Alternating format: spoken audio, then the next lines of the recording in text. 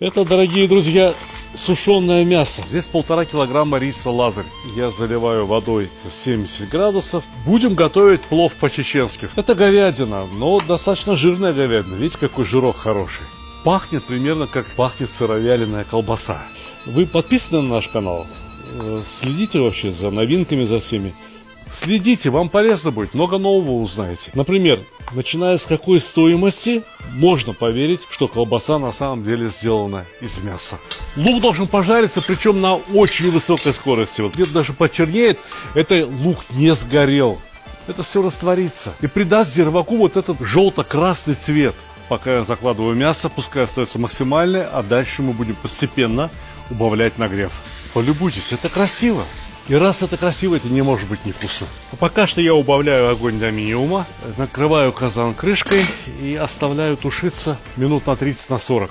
Посмотрите, этот лук там почти что растаял, и надо учитывать, что он будет готовиться еще вместе с морковью. Казан небольшой, всего лишь навсего на 10 литров. Можно немного добавить огонь и накрыть казан крышкой. Что положено? Лук, мясо, морковь, рис. Все, вот так оно и будет. 30 минут парилась морковь, там внизу она, в общем, жарилась. Засыпаем рис. Рис необходимо посолить, и здесь 1,5 килограмма риса было, значит, надо взять 1,5 столовые ложки соли. С лазарем следует обходиться очень осторожно. Поливать время от времени рис горячей водой. Он будет охотно впитывать эту воду. Вот смотрите, полили его и перемешайте, обязательно перемешайте. Видите, вода сразу закипает практически. Перелопачиваем рис и снова закрываем крышку. За счет пара, пар будет проходить сквозь рис. Можно даже ускорить это дело. Теперь я вижу, что уже все совсем хорошо, рис равномерный. Чем меньше воды в казане, тем ниже уровень огня под казаном. Устроим термос. Это раз, это два.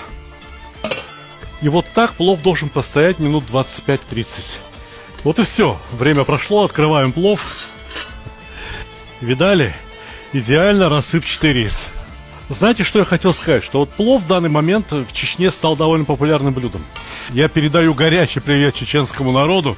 Ну и всем моим подписчикам, разумеется. Приятного аппетита!